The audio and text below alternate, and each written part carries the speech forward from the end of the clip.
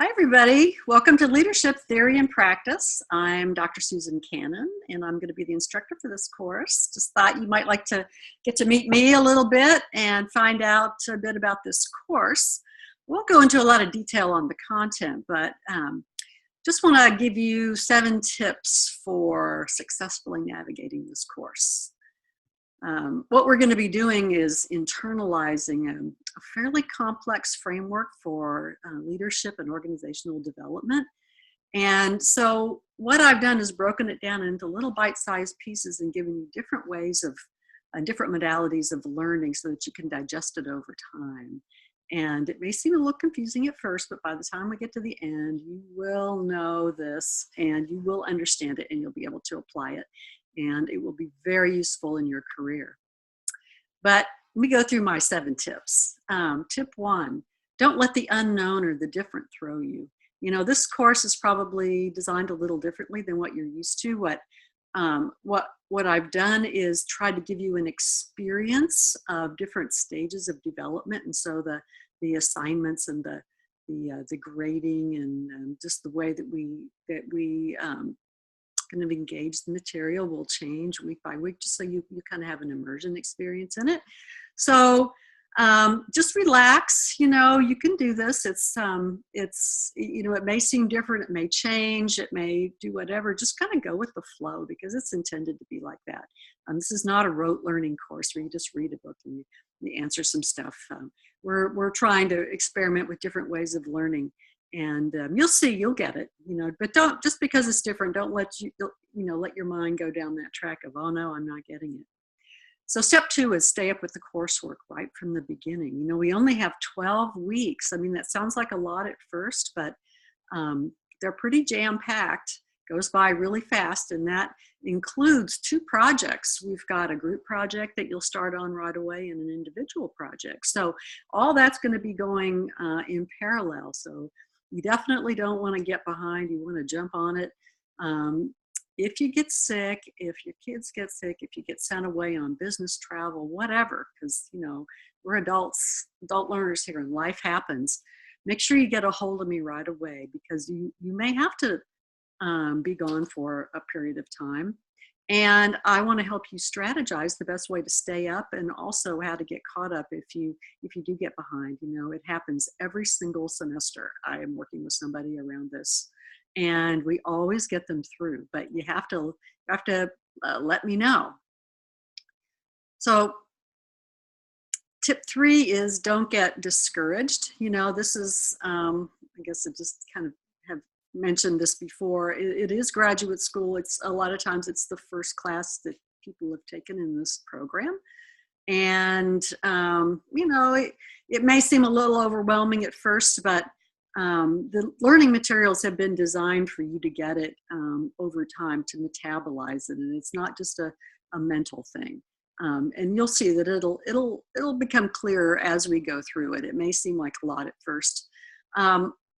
I used to co-teach this class with Dr. Terry O'Fallon, and she's a pioneer in the field of human and organizational levels of development. So one of the things we have to help you is some audio tapes that she recorded especially for this course for some people who are more audio learners.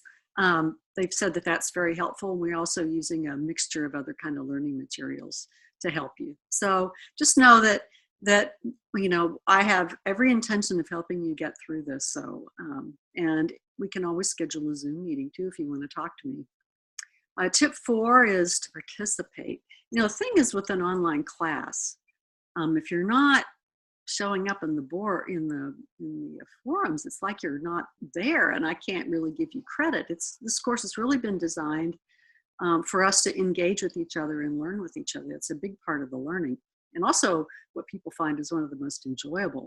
So you will be required to not just put your assignment up there every week, but to also engage with others. Now, I'll say minimally make a substantial post with 3 people every week, every assignment, because, you know, if the class is big, it starts to get to be too much. But 3 is probably the right amount.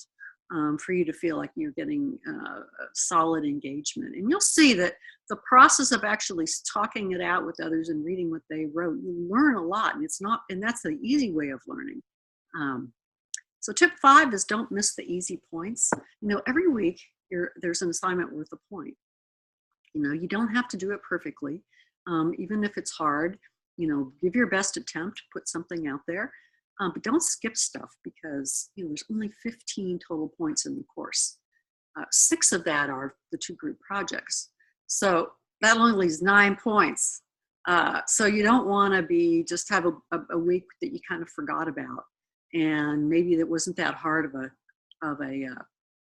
question or an assignment. Make sure you go back. If you miss something, go back and do it. That's fine with me. I don't want you to be missing stuff. Because I've had people have a whole letter grade lower just because of some really simple response that they could have had. And I just don't want that to happen. So tip 6 is speak up. At the beginning of the course, especially, you might feel a little vulnerable. I'm going to put your ideas out there. Maybe everybody else is smarter than me. Maybe I'll look dumb. And, maybe I'm wrong. I don't have the right answer.